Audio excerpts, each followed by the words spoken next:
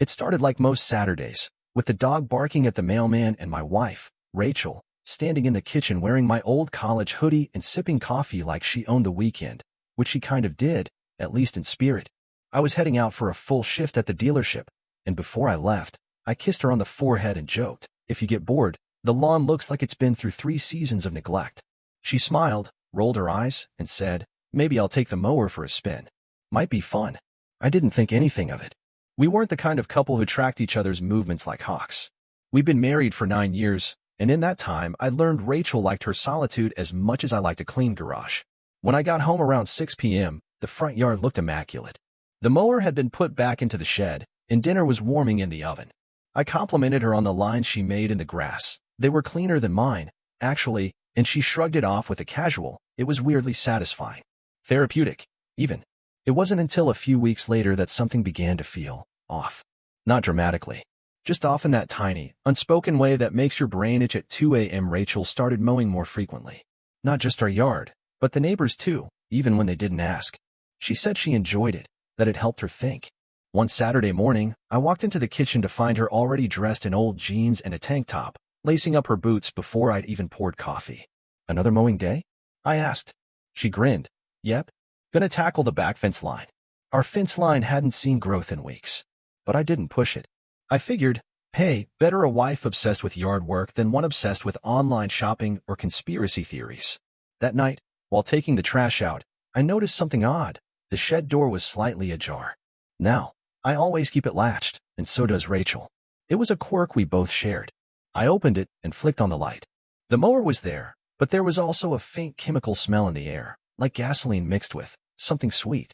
I knelt down to inspect the mower and saw it. A small plastic bag duct taped to the underside of the engine mount, barely noticeable unless you were looking for it. I didn't open it. Not then. Instead, I called Rachel out with some casual excuse. When she joined me, I asked, "You ever notice this smell in here?" She hesitated, just a breath, then said, "Probably the fertilizer I spilled." "It's nothing." I didn't press her. I should have. I really should have. But I didn't know yet that what she was hiding wasn't about lawn care at all. It was about control. About guilt. About something that started with good intentions and ended in a truth I wasn't meant to find. The next morning, I couldn't shake the image of that bag. I told myself it was probably fertilizer, like Rachel said, but I knew fertilizer didn't smell like that, not mixed with motor oil and something faintly metallic. I waited until she went to yoga and headed straight to the shed. The bag was gone. Just gone. Like it had never been there. I checked under the mower again, flashlight in hand, crawling onto my elbows like some suburban detective. Nothing. The duct tape residue was faintly visible if you squinted, but that was it. I stood there for a while, trying to decide if I was going crazy. The thing is, Rachel wasn't a liar. At least, not the kind of liar who was any good at it. She got flustered trying to hide surprise birthday plans. So if she was hiding something, it had to be big. That's when I did something I'd never done in our entire marriage. I checked her location on the Find My app. I'd only added her years ago when she lost her phone hiking. I hadn't opened it since. Her dot wasn't at yoga. It was blinking about 10 miles west of town, right near the edge of a rural service road I hadn't driven in years. I stared at it. And then I got in the truck. The road was barely paved, cracked and splintered with old weeds poking through. I drove slow, partly out of caution, partly because I didn't know what I'd say if I actually found her. But there she was, parked in a clearing next to an abandoned greenhouse, our mower in the bed of her SUV. She stood alone, arms crossed, staring at something behind the building. I stayed back, hidden by a row of trees, heart pounding. My wife had lied. She hadn't been at yoga. She'd driven a mower to an empty lot in the middle of nowhere. And she wasn't alone. Another figure stepped into view, older, tall, bald. He handed her something. She nodded. He left. She stayed a while, then turned the mower around and loaded it back up. I made it home before her, heart still racing, mind spinning with theories I didn't like. I didn't ask about yoga. I didn't mention the greenhouse. I just kissed her cheek and said, "You smell like gasoline." She laughed, but didn't say a word. That night, I couldn't sleep. Around 2 a.m., I slipped outside, flashlight in hand, and crawled under the SUV. There, taped to the undercarriage in a plastic bag, was a sealed manila envelope. It had no name, no return address. Just a single word written on the back in red ink, "Forgiven." I held the envelope like it might burn me, heart knocking against my ribs like it was trying to escape. I didn't open it right away. I sat there in the driveway, crouched beneath the SUV like a man caught between two versions of his own life, the one where everything made sense, and the one unraveling in front of him with duct tape and red ink. I took it inside and slipped it into the drawer beneath the junk mail pile.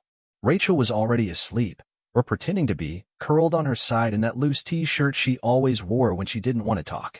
I laid awake beside her, staring at the ceiling, that one word seared behind my eyelids. Forgiven. Forgiven for what?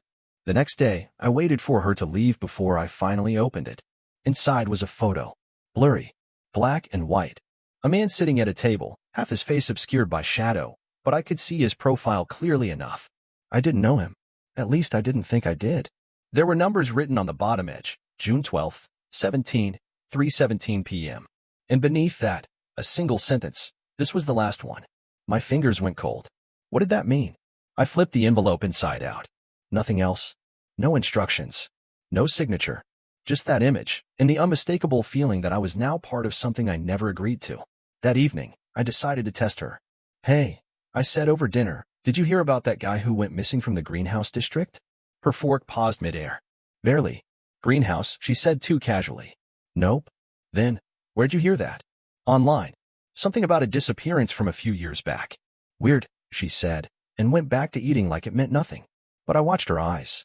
They darted to the clock, then to the door, like she was mentally tracking how fast she could get away from the conversation. I didn't push. I just filed it away.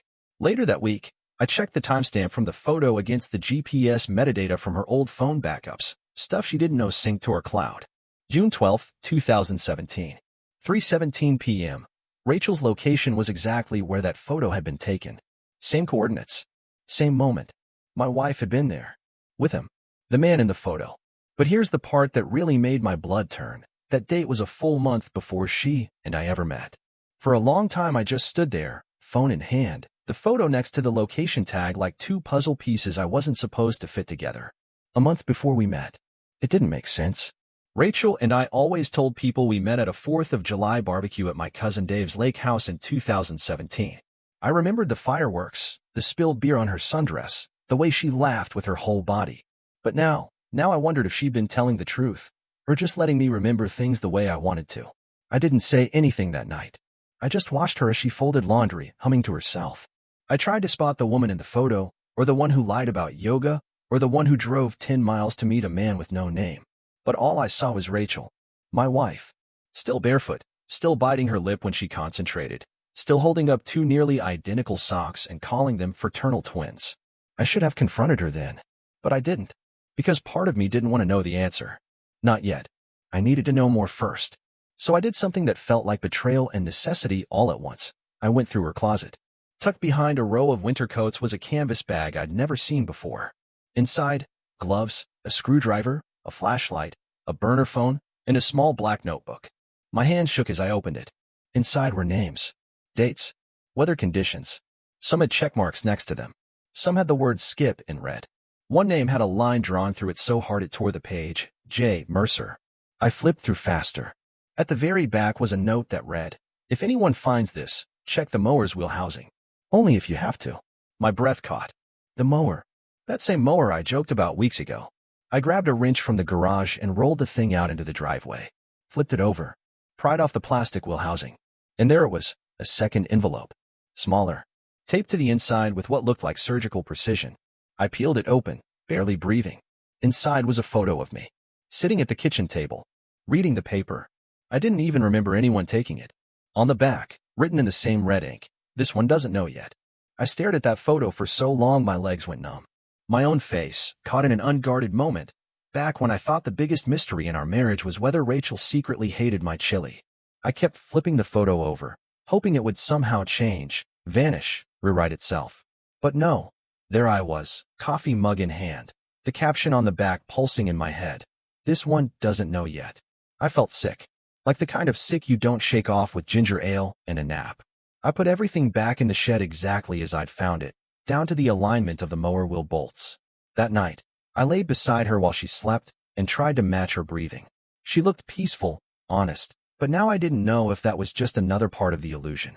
The next day, I called in sick to work and drove to the public library, the one 2 towns over where nobody knew me.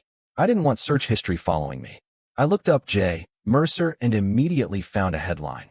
Local man dies in freak lawn mower accident. June 2017. My stomach dropped. It was the exact week Rachel had been there, the same timestamp as the photo. The article was vague. Said Mercer had been working in his yard, that the machine malfunctioned, pulled forward, and crushed his ribs. No foul play suspected. No witnesses. No autopsy. Just another tragic footnote in small-town suburbia. But now I knew the machine that killed him. I owned it. And Rachel had kept it. Cleaned it. Hidden things inside it. It wasn't just a mower anymore. It was part of something ritualistic. Controlled. Weaponized. I wanted to believe it was coincidence. That Rachel had nothing to do with it. But that word on the envelope, forgiven, echoed louder and louder. I went home early. I needed to look her in the eye and just ask. But when I pulled into the driveway, her car was gone. I texted. No reply. Called. Straight to voicemail. Then, in the silence of our kitchen, I heard a sound that didn't belong. A soft humming. Mechanical. I followed it out back and found the mower idling in the yard, alone, engine sputtering gently like a dog waiting to be told it was good. But Rachel wasn't there. Just the mower. Just the grass. And in the distance, faint tire tracks leading toward the woods. I stood there in the fading light, wind rustling through the trees, staring at the lawn mower like it might start speaking in tongues. It wasn't just left on. It had been positioned. Perfectly straight. Parallel to the old garden shed we hadn't used in years. I followed the tire tracks across the yard, through the break in the fence where the wood had warped from years of neglect, and into the woods behind our house. The trail was faint but deliberate. Rachel had driven the mower straight into the trees, and then turned around. The tracks looped, like she had changed her mind halfway through. I kept walking.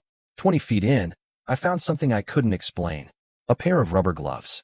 One left behind. The other crumpled and streaked with something that looked like rust. But it wasn't rust. It smelled metallic and sweet. Just like the shed that night. I backed away, heart racing, and did what I probably should have done weeks ago. I called Officer Durbin, a guy I knew from church league softball. I didn't tell him everything. Just that my wife had been acting strange, that I'd found something in the woods, and that she hadn't come home. I'll swing by, he said. But you sure you're not just overthinking? I'm sure, I said, my voice steady in a way that surprised me. By the time Durbin pulled up, the mower was silent. Cold. He took one look at the tracks and the glove and raised his eyebrows. Okay, he said. Let's take a look inside the shed. We hadn't touched that shed in over 5 years. The lock was rusted, the doors swollen from storms. Durbin pried it open with a crowbar. The inside was darker than I remembered, all stacked crates and cobwebs. But something new had been added. A chair. Just one. Metal. Facing the wall. On it, a second envelope. Smaller than the last. Just one word again. End. I opened it with shaking hands. It held a photo. Rachel, sitting in that chair, her hands folded in her lap, a tight smile on her face. She looked directly at the camera like she knew it was me who'd find it. On the back, don't follow me. Don't fix it. You were never the target. Durbin read it over my shoulder and said, what does that mean? I didn't know. I didn't want to know. But deep down, some part of me already suspected that I wasn't the husband in this story. I was just the next chapter. Durbin called it in as a missing persons report, but I could tell from the way he scratched the back of his neck that he thought this was more of a lover's quarrel than a mystery. People take breaks, he said. They run. Sometimes they just snap a little. I wanted to believe him. I really did. But none of this felt like snapping. It felt like choreography. Every photo, every note, every movement was deliberate. Rachel hadn't disappeared in a panic. She'd vanished with precision. That night, I sat at the kitchen table with the mower manual open, something I'd never read in my life. I scanned for any mention of the wheel housing, of extra compartments. Nothing. I turned the page. And then I saw it, an annotated sketch of the mower's undercarriage. Someone had written in red pen, access to core, only if needed. Underneath, another scribble in handwriting I didn't recognize. 3 down, 1 left, Rachel's rule. My pulse spiked. Rachel's rule. She always used that phrase when organizing things. 1 step back, 2 steps ahead. Rachel's rule. I grabbed a flashlight and went to the shed again. Pulled the mower into the center, flipped it, and followed the diagram. 3 screws down, 1 left. Behind the metal panel was a second cavity I'd never noticed. Inside, a flash drive. Just a plain, black, unlabeled USB. My hands trembled as I plugged it into my laptop. The folder opened with a soft ding. Dozens of video files. No labels. Just timestamps. I clicked on the earliest one. It was a recording of Rachel, seated at our old kitchen table, before we'd remodeled, before we even married. She looked nervous. Her voice cracked. If you're watching this, it means you didn't listen. You always want to know everything, don't you? She paused. I didn't kill anyone. Let's just get that out of the way. But I did help. I helped stop something. And I used that mower because no one suspects the mundane. Her eyes locked on the camera. You married a woman with a past, Brad. But you also married someone who saved people. I couldn't save all of them, though. Mercer was one of the ones who chose it. I just made it clean. She looked down. If you go further, you'll lose what we had. Please don't. The video ended. I stared at the screen, barely breathing. My wife wasn't running from guilt. She was running from me. Because she knew I'd go looking. She knew I wouldn't stop. She knew curiosity would override love. And worst of all, she was right. I watched every video. I couldn't stop. Each one was a breadcrumb, a confession she never wanted to give me face to face. Rachel recorded them over a span of 2 years, same camera angle, same calm delivery, but her eyes changed. Softer in the early ones, sharper by the end. They call it domestic camouflage, she said in one. That's what the agency labeled it. Hide in plain sight. Be the wife, the neighbor, the one who makes perfect lemonade and waves at dogs. No one questions a woman mowing a lawn. She laughed, a sound that was more tired than amused. Brad, I didn't lie to you because I wanted to. I lied because I was trained to. You were never part of the job. But then you became the only part that felt real. I paused the video there. I had to. The word trained hit like a brick. This wasn't about cheating. This wasn't about Mercer. This was a whole different kind of truth, the kind that rearranges everything you thought was stable. She was never just Rachel from the cafe, the woman who loved documentaries and hated cilantro. She was something else entirely. I skipped to the last file. The timestamp was dated only 4 days ago. In it, Rachel looked older, even though only a few days had passed since I'd last seen her. I knew you'd find the shed. I left it open on purpose, she said softly.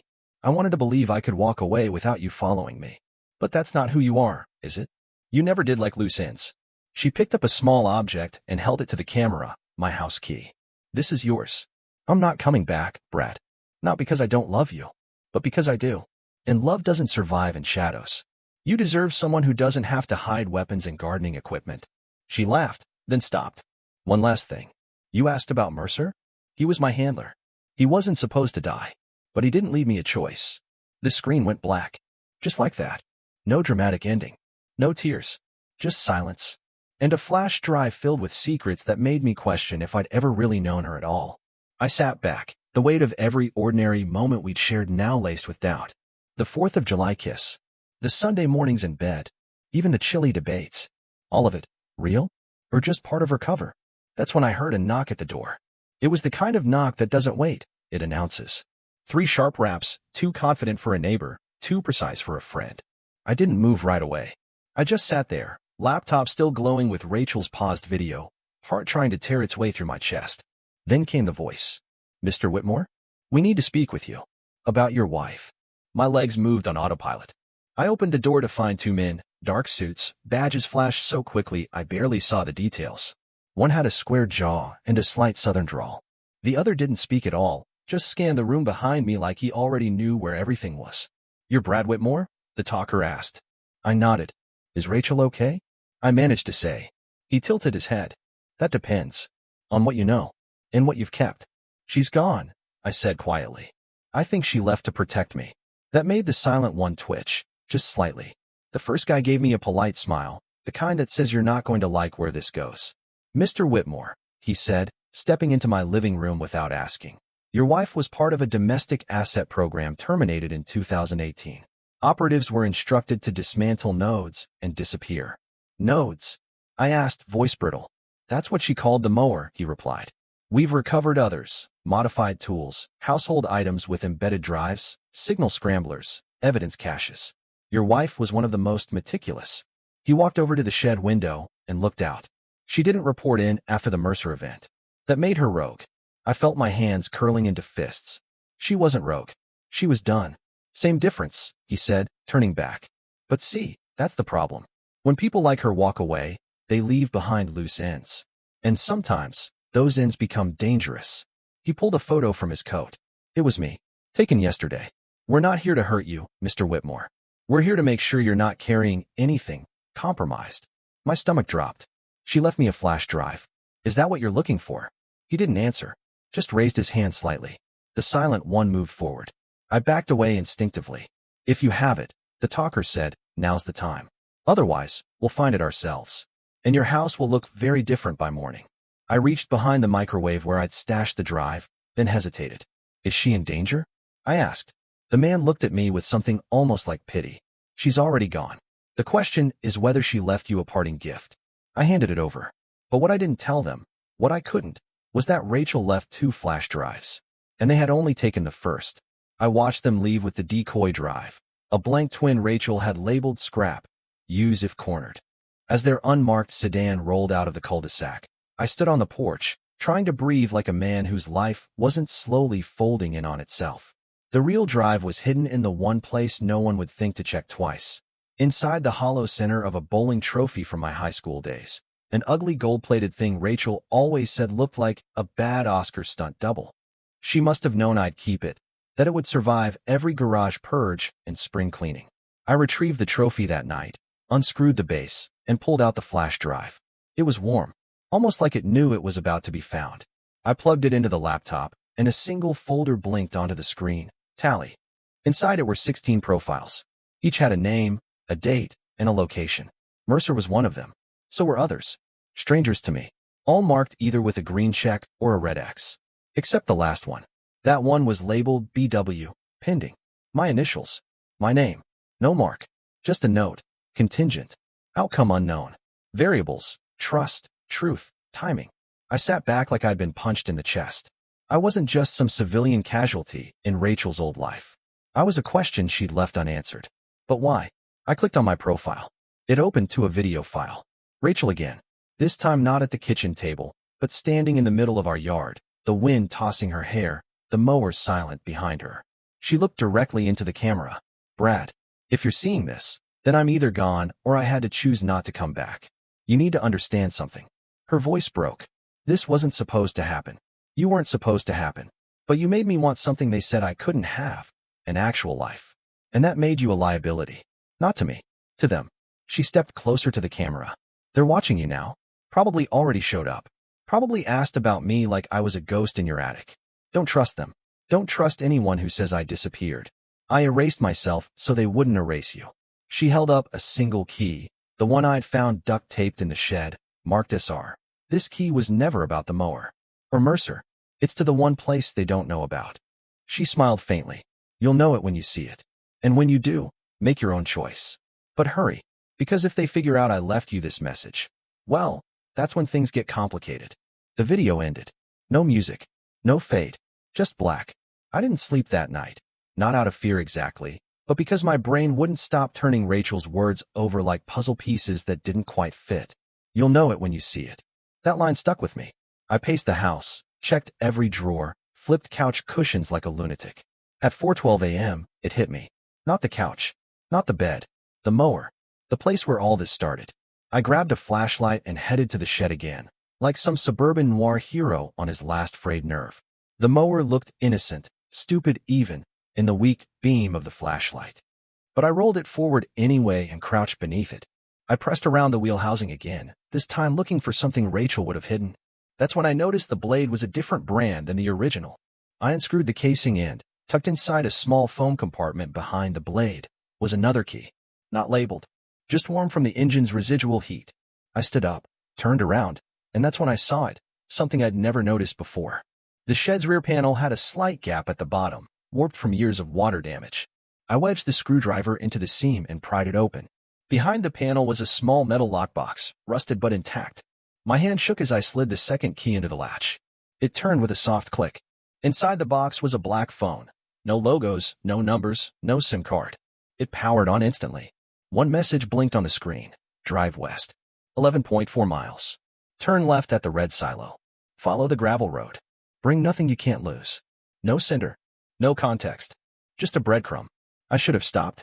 I should have burned the whole box, buried the mower in the woods, and tried to start over. But I couldn't, not after everything. So I went. The sun was just rising when I hit the road, light streaking across the sky like someone had torn the clouds open. The red silo stood alone at the edge of an empty field, rust bleeding down its side. I turned left, heart in my throat. The gravel road was barely a road, more like a scar cutting through a stretch of overgrown farmland. After about 2 miles, I saw it, a small cabin, nearly swallowed by trees. And on the porch, sitting calmly, wearing a hoodie and sipping from a chipped mug, was Rachel. She didn't wave. She didn't smile. She just stood slowly, set the mug down, and mouthed the words I wasn't expecting to hear. "Why did you come?" I stepped out of the truck like I was walking through someone else's dream. The gravel crunched beneath my boots, but Rachel didn't move. She looked exactly the same tired eyes, same little scar on her lip from when she fell off her bike in Denver, same way she tucked her thumb inside her fist when she was anxious.